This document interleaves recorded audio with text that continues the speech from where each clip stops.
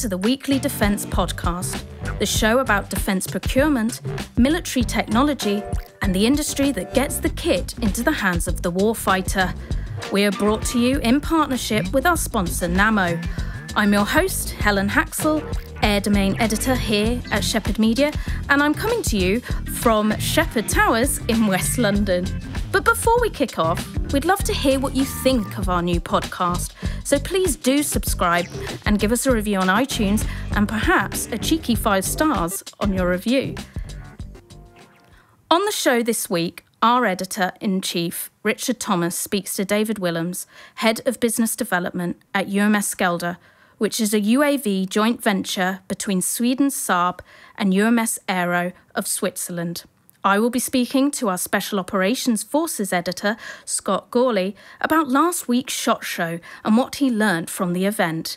And our sponsor Nammo provides this week's Industry Voice segment. But first, our weekly news roundup, and I'm here with Richard Thomas, Editor-in-Chief. Hi, Helen. And Beth Maundrill, Deputy Editor of Land. Hi, Helen. To talk about what's caught their eye this week. Beth, if we could start with you, what's been going on in the land domain that's caught your eye? Well, this week it's been a little bit of a quieter week for us in the land domain. However, one of our contributors, Alex Mladenov, who often covers Eastern European topics for us, filed a story on the Russian Navy's coastal troops' introduction of the Khrizantema-S self-propelled anti-tank guided missiles. Now, this anti-tank guided missile system is an interesting piece of kit because it is based on the BMP-3 infantry fighting vehicle chassis.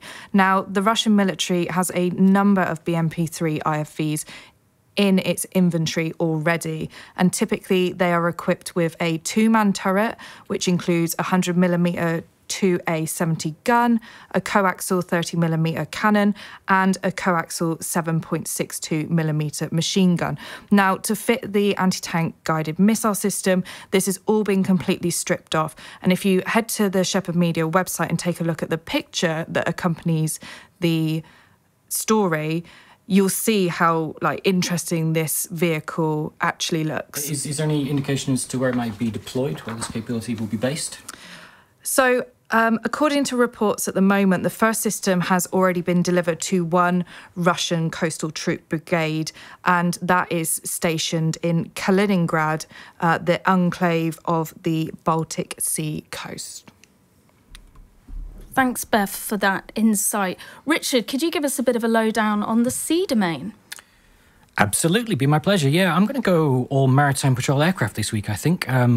Gordon Arthur, he's our Asia-Pacific editor.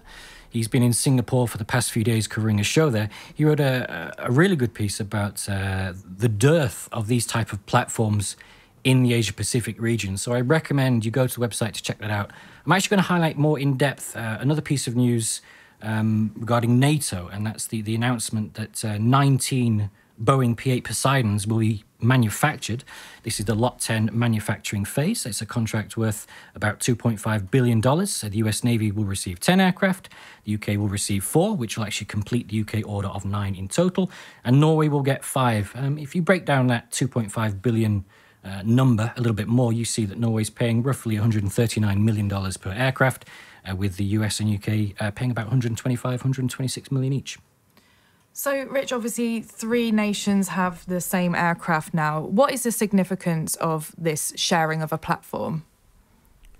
There's a couple of significances, I think. I mean, it looks like Boeing's P-8 Poseidon is becoming NATO's de facto maritime patrol aircraft. If you think the US is using it, Norway will, the UK will, Australia is, New Zealand is.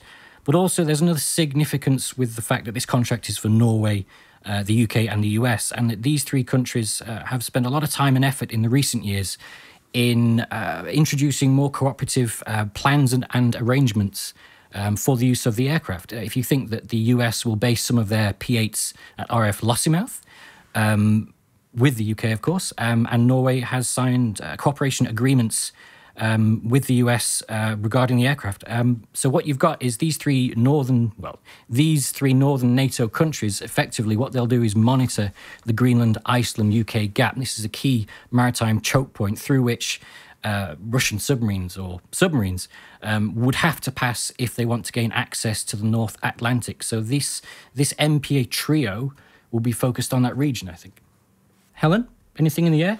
Anything in the air. There's loads of things in the air, Richard, but I can't go into all that right now. This week, our correspondent from New York, Jason Sherman, reported on the US Navy, which has formally launched a competition to replace its ageing fleet of TH-57 Sea Ranger training helicopters. They've been in the fleet for nearly 4 decades now. The US Navy is offering more than $900 million prize to the OEM that can best meet its requirements to deliver 130 rotorcraft over a 5-year period for its advanced helicopter training system, which is dubbed the THXX. Are we looking at the usual suspects for this kind of thing? Oh, yeah, of course, Rich. I mean, Bell and Leonardo have put their hat in the ring very early on with this. The RFI was launched back in 2013, but also Airbus is putting something forward, as well as perhaps Lockheed Martin and maybe even Boeing. And so, Helen, if you had the money and you had to pick one of the aircraft that is likely to be put forward for this competition, which one would you be erring towards? Not that you're putting me on the spot. No, there, not Beth. at all. Okay, thanks for that. I don't know. I mean, I'm more inclined to think that single engines are good training helicopters. However, on the other side of the coin, there's the 2-engine argument where the helicopters are better placed for what's the pilots are going to fly next. But looking at what's being offered by perhaps the current contenders, Bell has said that they'll be looking to offer 2 aircraft. It's single-engine 407 GXI and it's twin-engine 429. Now, I was quite surprised that they weren't going to put forward the 505 Jet Ranger X, which might seem a bit ambitious from my perspective because I guess it's a too light a requirement compared to the 407 GXI. But it is something that I've been speaking to Bell about over the years that they've said is a military training helicopter potential platform. But could it be that the Leonardo clinch it with their TH-119, which is a derivative of the AW-119? Now, let's bear in mind that Leonardo are fresh from success with Boeing for the US Air Force's Huey replacement program. So thinking about flight diversification, do the US Navy want to go with what the US Air Force are going for? Or the other side of the coin is Airbus. Now, they're offering potentially offering their twin-engine H135. Now, this does differ to what the US Army has with their UH-72A Lakota, which is the H145M. But again, if we're thinking about fleet diversification, would we want to go for something in a similar portfolio or from the same manufacturer? So, Beth, you did ask me to choose one. I can't. So I'm going to say I'd like them to fly a single-engine helicopter. But thank you, Beth. Thank you, Richard, both for your insights this week. We've been joined by staff reporter Kate Martyr. Hello, Kate. Hello, Helen. And she's quite literally just got back to Shephard Towers after attending DGI Europe Geospatial Intelligence Conference. Kate, how was the event and what key takeaways did you take from it? Well, Helen, I thought probably one of the most interesting things that I actually saw at the conference today was this senior NATO official who works for the Joint Intelligence, Surveillance and Reconnaissance Unit. And he was speaking about how NATO is taking this renewed interest in GeoInt. And that was kind of based on the lessons learnt during the 2011 Unified Protector in Libya, which the NATO official called a catalyst in creating one of these significant changes in the alliance's approach to GeoInt. Did he give any pointers or did he outline any ways that GeoInt was going to be worked on? Yeah, so actually he said that he outlined a number of future projects. He said that before this summer, NATO is actually scheduled to receive the first of 5 platforms to comprise the Alliance's first ever organic intelligence collection platform, and that will be called the Alliance Ground Surveillance. He also said that NATO is working towards developing a GeoInt policy to develop GeoInt coherence and interoperability within a NATO structure. Did he provide any kind of key challenges that might be related to GeoInt or anything else that still faces NATO in this sphere?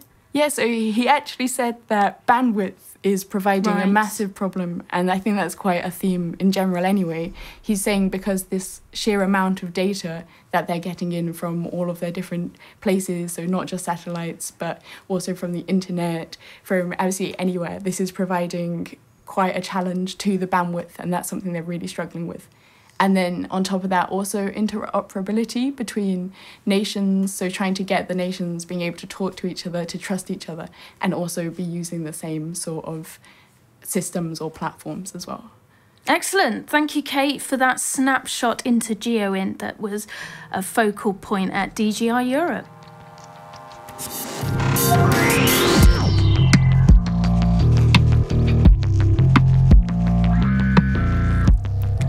We wanted to take a short break into the podcast to tell you about Shephard Studio. Studio is our branded content offering which gives industry a more creative way to tell their stories. Shephard Studio works closely with companies and event organisers across the aerospace and defence industry to provide bespoke co-branded solutions. Whether it is support of a particular campaign, content surrounding a major trade show, or bringing Studio on board to more effectively tell a company story. Studio has already been adopted by many of the major defence primes. If you're interested in learning more about Studio projects and how they could benefit your company, please contact us at www.shephard.studio. Last week, Shephard's editor for SOF, Scott Gawley, hello Scott, Hi, Helen. How are you? attended the SHOT Show in Las Vegas, an event that has become an annual fixture for many in the military and special forces. First off, Scott, I'm very novice to SOF, as particularly SHOT Show. Why would you attend that show? After all, isn't the event dedicated to shooting, hunting, and outdoor trade? Well, exactly. The show itself is dedicated to activities like hunting. There is no question about that. But the presence of so many small arms specialists over the years has established SHOT as a geographic focus around which military representatives have created additional events. And one example of this, which we reported on in Shephard, was a sources sought announcement released last year from United States Special Operations Command, which highlighted what they called the International Special Operations Forces SHOT Show range event. And it was held out on a nearby Air Force base prior to SHOT Show, several days prior to SHOT Show. And in that event, they highlighted a range of interests, not just small arms. They highlighted interests in crew-served weapons, in a number of platforms that they wanted to see demonstrated for their international partners and for themselves. Okay, so is it all just small arms? Can you expand a bit more, please? Sure. The ISOF range event that I just noted brought systems, it brought vehicles into town. An example was the 2 days prior to SHOT, Shephard received an invitation to come out and ride along in a Navistar prototype vehicle that the company has developed for a U.S. SOCOM program called Purpose-Built Non-Standard Commercial Vehicle. Now, the NSCV program is currently delivering non-standard commercial vehicles. These are vehicles that appear as commercial vehicles seen around the world, but have special modifications for SOF, some survivability and some performance modifications. Battelle is currently providing those vehicles under contract.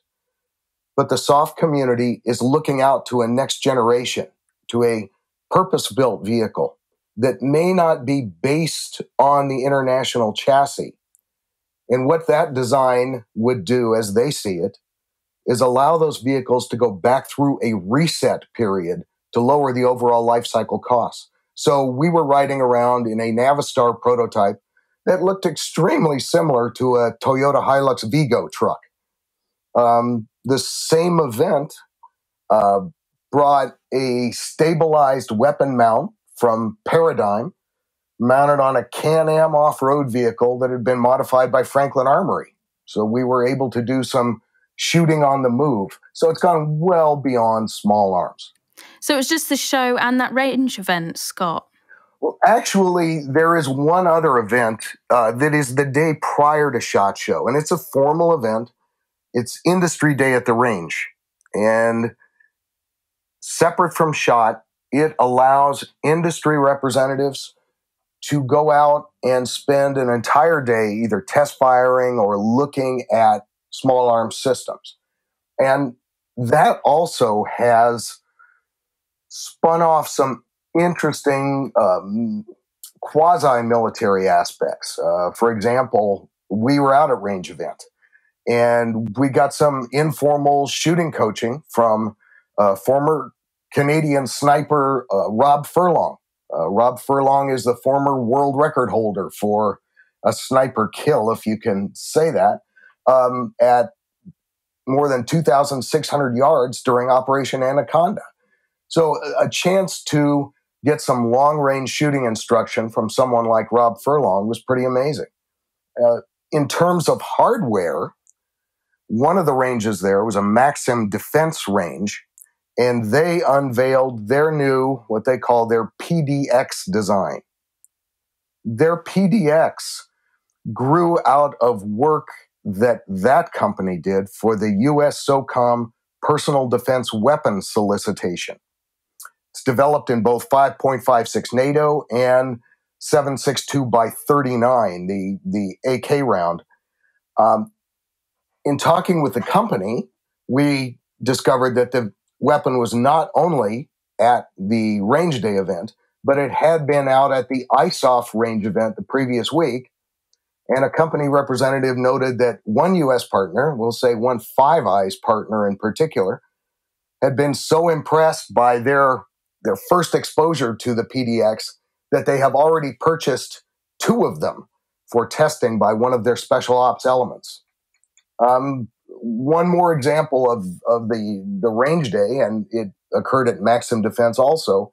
One of their representatives is Tonto Peranto, former Army Ranger and one of the CIA security contractors who was on the roof in Benghazi during the action portrayed in 13 Hours.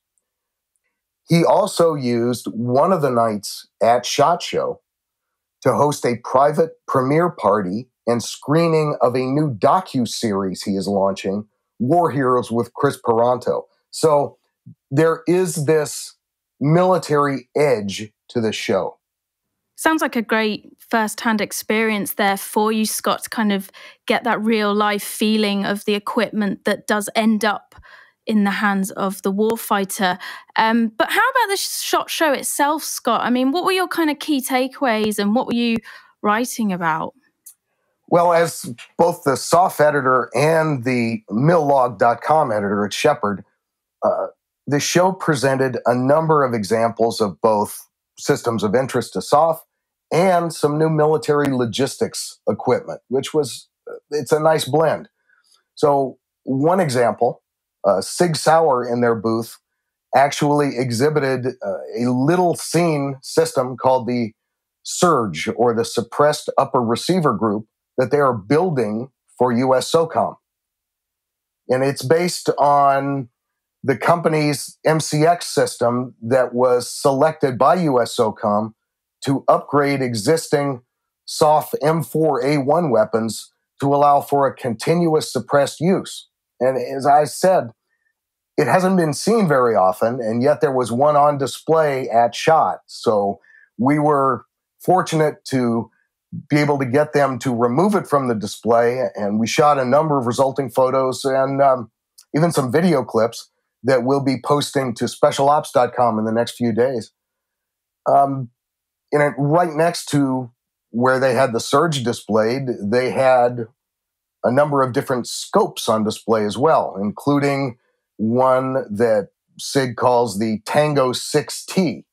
Well, in mid-January this year, the DoD announced that the Tango 6T had been selected as the scope and accompanying Alpha 4 ultralight mount for use by U.S. Special Operations Forces. So there's a chance for that kind of hands-on thing. On the logistics side, Pelican, for example, Pelican Cases introduced a new long case design, and to emphasize its utility in the military market, they had it on display with a Barrett sniper rifle in it. Other designs, an Israeli firm came in, run by former military operators, with a number of rappelling rope work designs that they are now offering to the U.S. market. They say they're fielded with special ops units elsewhere, and they wanted to show them off. Other content, not real content, but other things that were of great interest to Shephard. We ran into a lot of old friends there. In walking through the Barrett exhibit, we ran into Stu Braden, who's the president and CEO of the Global Soft Foundation. We've been fortunate to attend several events sponsored by the Global Soft Foundation in the past. We will do so again in March. They have an event coming up in Tampa, and we will be there. So it was great to talk to Stu. Stu acknowledged it was his first SHOT Show. He had heard about it. People had told him about it. And now that he's finally been, he understood why. Stu was accompanied by Rick Lamb, and we have had the pleasure of speaking with Rick Lamb a number of times. He can only be described as a special operations legend, and anyone who does not know Rick Lamb's story should absolutely look it up. It is pretty amazing. That's one I'll definitely be looking into, Scott. Thank you so much. I mean, you're waxing quite lyrical there about the SHOT Show, so I feel a bit silly to be asking you this next question, but the next edition, will you be there? Absolutely. Without a doubt, we will be there. Thank you so much, Scott. Always a pleasure to speak with you. Thank you, Helen. It's my pleasure.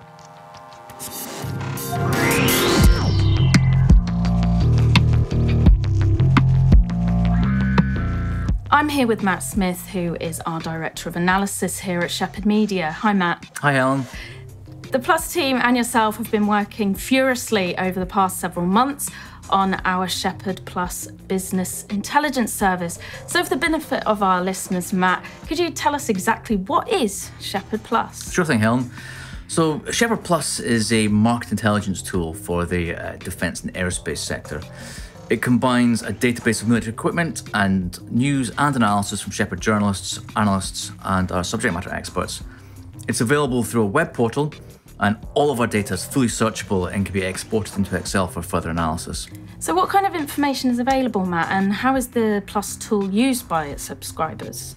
So the main feature of our tool is a database which provides information on who is buying which military equipment. Mm-hmm. Each record contains information like order and delivery numbers, unit costs, key product attributes, as well as a narrative description of the system itself. We also link all of the major subsystems like weapons, engines, and electronic systems to the main record. So what can we expect from Shephard Plus in 2019 in terms of further development or upgrades to the system? Well, we currently focus on armoured vehicles, helicopters, unmanned systems, and artillery and air defence. In the future, we're looking to add a naval warfare section, and we plan to expand that further to also include combat aircraft.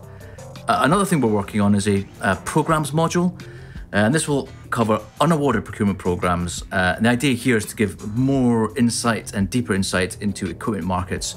Our first program forecast will cover military vehicles, and we expect to have that ready in March. So there you have it, Shephard Plus. Thank you, Matt. Thanks, Helen. So if you want to find out more, you can email plus@shephardmedia.com or contact us through our website. For our industry interview this week, Editor-in-Chief Richard Thomas caught up with David Willems, Head of Business Development at UMS Skeldar. The two discussed the joint venture's key milestones for the V200B and R350 unmanned VTOL systems, as well as looking ahead to 2019 and targets for the company. David, thank you very much for joining us here on the Weekly Defence podcast. What sort of milestones has Skeldar achieved in 2018 with its two platforms? Richard, thank you for having me on the program. 2018 was an amazing year for UMS Skeldar, as a matter of fact.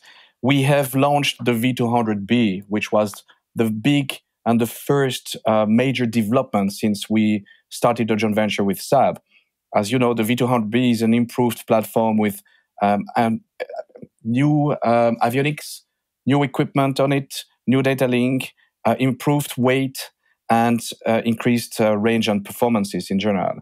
That was the first milestone. Then, of course, we entered into an agreement with Scanfield to be able to produce in large quantities the V200, which means its industrialization.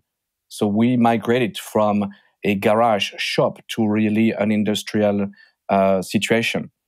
And then, of course, based on that, we secured, of course, some extremely relevant contracts with the German Navy and at the end of the year with the European Maritime Safety Agency.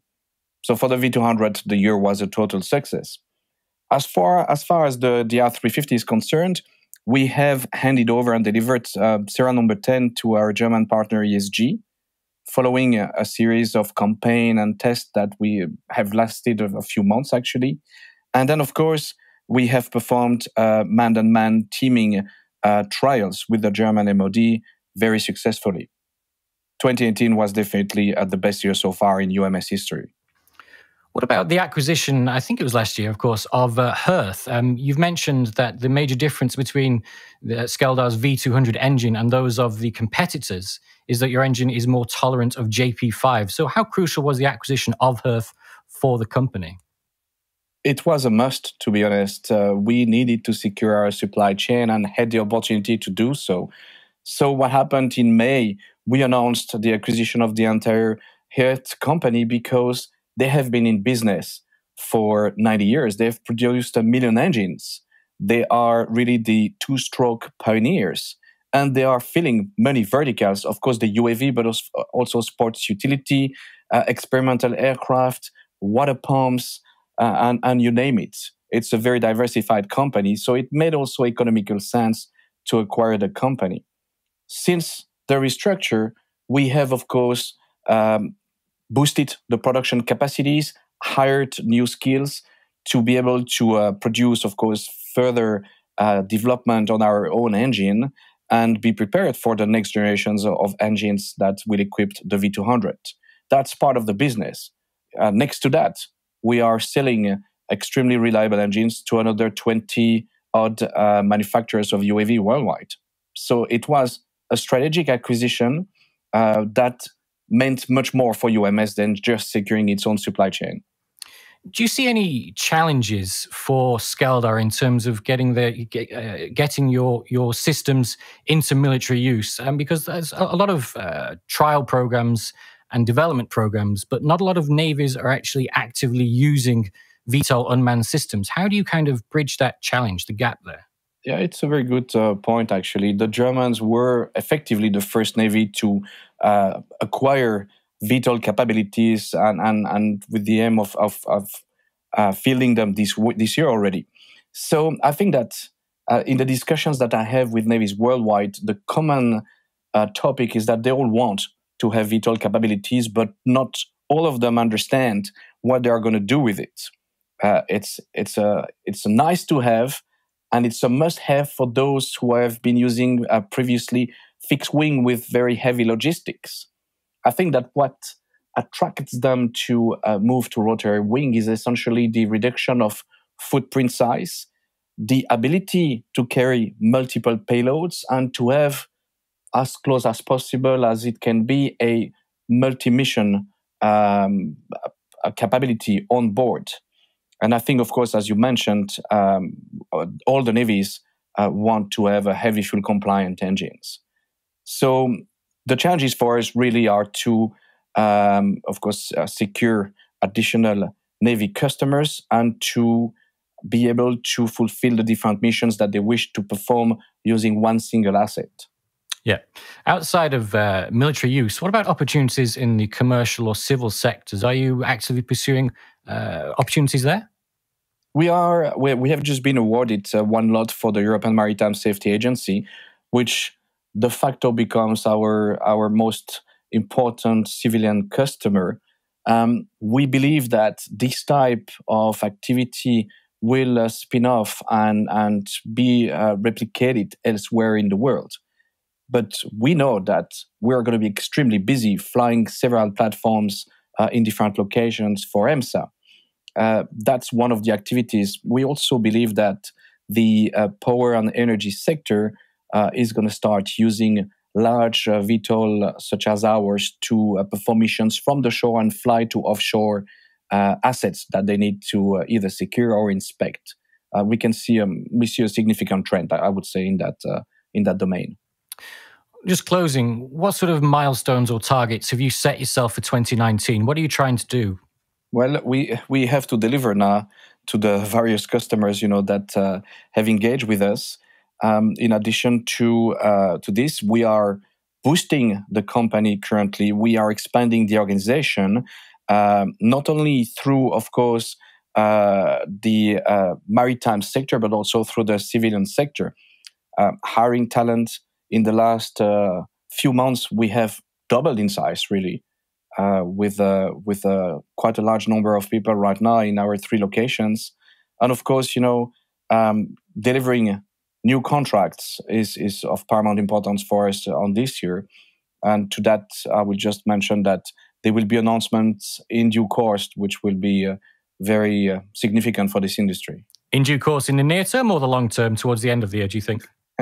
In the near term. David, thank you very much for your time. Much appreciated. Thank you, Richard, for your time as well.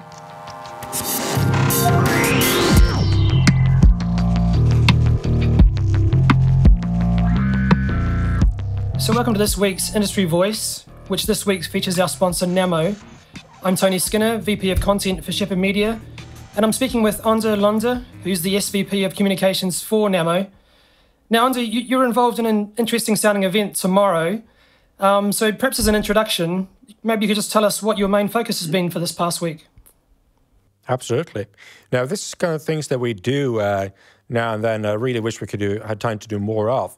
And it's kind of community outreach where we go out and meet with different interest groups. And this week, I get the opportunity to speak with a group of Norwegian youth politicians. So this week, I've been looking at particularly at the history of our company, and it's been really great to be able to dig deeper into that background, spend some time on that. And I was just struck by how quickly, following World War II, that this international defense cooperation started growing, and just how closely the countries were tied together just in a few years. So looking at some of the programs that we consider critical to our security, we're looking at missiles, we're looking at ammunition, looking at aircraft, looking at technology in general. A lot of those were underway already in the 50s. And a lot of the relationships and the cooperation and the networks that we came to rely on later, a lot of the first seeds were sown there. So I think that's something that we should remember when we start looking at the future also of international defense cooperation. This is something that we've really relied on ever since the end of World War II. This is something that's been at the heart of how we ensure our security, and that's something we really need to protect. And in which programs would you sort of pull out as an example of that? I know there's been sort of, a number over the years, but when you're speaking at the event tomorrow, which of the programs are you going to highlight as being good examples of that sort of international cooperation? Well, there's a lot of them, but one that really struck me was the Sidewinder program that started in the 50s, really earlier before that, but it became an international program during the late 50s. And there were a working group of European countries working together with the US to develop a production and manufacturing capability in Europe for the Sidewinder. And it's fascinating to look at how much of a step up it really was for these companies and for the industries involved, and how that exposure to international cooperation and how building these factories and working together on delivering one product helped take these countries a huge step forward, both technologically and manufacturing-wise, but also in terms of how they cooperated and work together with companies and industry from other countries. It's a huge, huge step forward.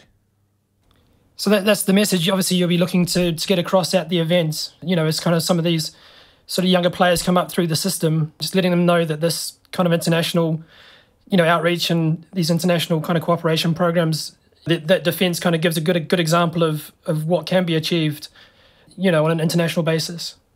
Absolutely. I think defence is one of the areas where we have to remember that international cooperation is indispensable.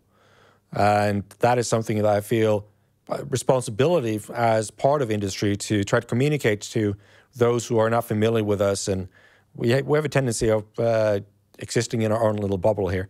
And we need to tell people outside about what we do and why we think that it's important that we do what we do and that we are able to do it the way we're doing it today.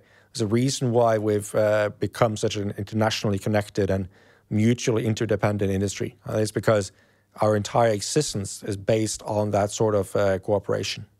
And that's an important message. Andrew, thanks for your time and good luck with the event tomorrow. Thank you. That's been this week's Industry Voice. This episode of Shephard's Weekly Defence Podcast was brought to you by our sponsor, Nammo.